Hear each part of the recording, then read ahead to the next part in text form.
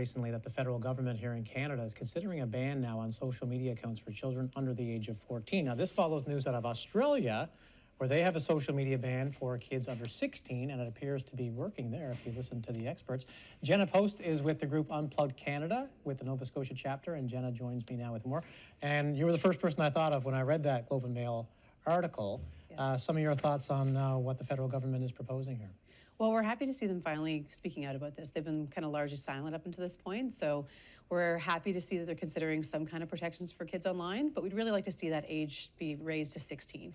You know, kids are going through the most vulnerable time in development during that time, and many other countries around the world are kind of raising that around 16. So 14 is still young, it's still early, and we'd like to see that higher because they have better decision making, they have better impulse control, and so it feels like it should be a little bit higher to 16 based on the experts' opinions as well. So Australia has put in this ban. They went with 16. Do you know how that's been working over the past year plus since they've done that? Or? Well, it was just implemented officially in December. Oh, December, okay. In December, yes. And it's been largely successful. It's been largely successful because in the first 6 weeks, they actually removed 5 million accounts for kids under 16, which is far more than they expected. And if you measure the success on just changing the societal norm, it's really working. Kids were starting to realize they don't have this pressure anymore to be online. They're getting outside, they're picking up hobbies. And so while there's still lots to be done on the process and to continue to make it even better and raise the, close the gaps of where kids can get around it, it's making a big impact across the world and showing leadership on this. So why is Canada doing 14 and not 16 then? That's a great question.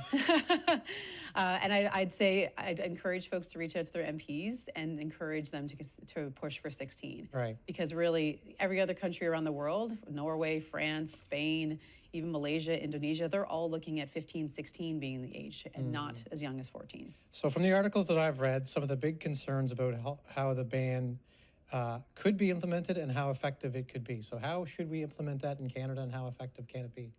Well, in Australia, they didn't dictate how it was implemented. They really just said to the companies, they have to take reasonable steps to make sure kids can't create or maintain social media accounts. So it's not about banning the internet completely or even really banning social media completely. It's just making sure they can't create an account and get those addictive algorithms or get direct messages from strangers. And so many of these companies have brought in things like age assurance, where you use, maybe a selfie to age estimate who the user is. Or you can use things like the longevity of an account. So if you have an account for 15 years, you're probably not under 16.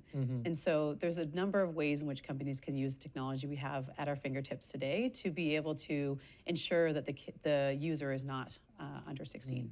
So you're one of the heads of Unplugged Canada, the Nova Scotia chapter. I know that there was polls done across Canada. 84% of Canadians agree kids should be at least 16 before being able to have social media accounts. What's the momentum like for this movement here in the Maritimes, Jenna? We've seen a lot of momentum, a lot of support across parents. I mean, I worked with the Nova Scotia Liberal Caucus there who put forward the raising the age of 16 minimum here in Nova Scotia. Unfortunately, it didn't move forward because really everyone recognized this has to be a federal policy.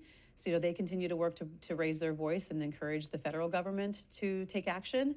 And I really, truly hope that the government will take even more meaningful steps to actually show that they're going to put legislation in place. And you've got an event coming up a little bit later next week? Yeah, next Thursday we've got an event coming up for parents. It's free. It's at St. Margaret's Bay Elementary, but it's also available online for you to join virtually. Okay, where can people find out more information about that? You can go to unpluggedcanada.com or you can go directly to the site unpluggedns Thriving Offline at eventbrite.ca. And you've been on a couple times now, and you mentioned this book all the time by Jonathan Haidt. It's called The Anxious Generation. Yes. And I can say I'm now 200 pages into this book, and my awareness around my kids' screen time is incredibly heightened. Yeah. And I think that it kind of works. Like, we should get our kids off these screens, and us parents, I've been lessening my social media use as well to kind of set an example for that. Yeah, that's the thing that book does, is it just creates a lot of awareness and self-awareness of how your habits are, your kids' habits. And Jonathan actually just recently released a book for kids targeting ages 4 to 8, grades 4 to 8. And it's called The Amazing Generation. And it creates the same awareness, but at a kid-appropriate level, kind of in a comic book style. And it's incredible to hear the reports from kids feeling empowered. They read it and they say, I don't want that. I don't want to have a device that controls my my thoughts, my friendships, and unfortunately shows me harmful content as well. Yeah, exactly. What else would you like people to know about what you're up to with Unplugged Canada? How can people get involved and why this is so important?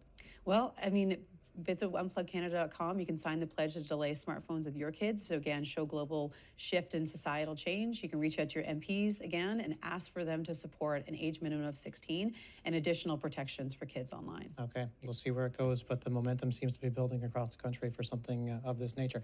Thanks for always being available. I appreciate it. Yeah, thanks, Paul. All right, Jenna Poste there from Unplugged Canada, the Nova Scotia chapter.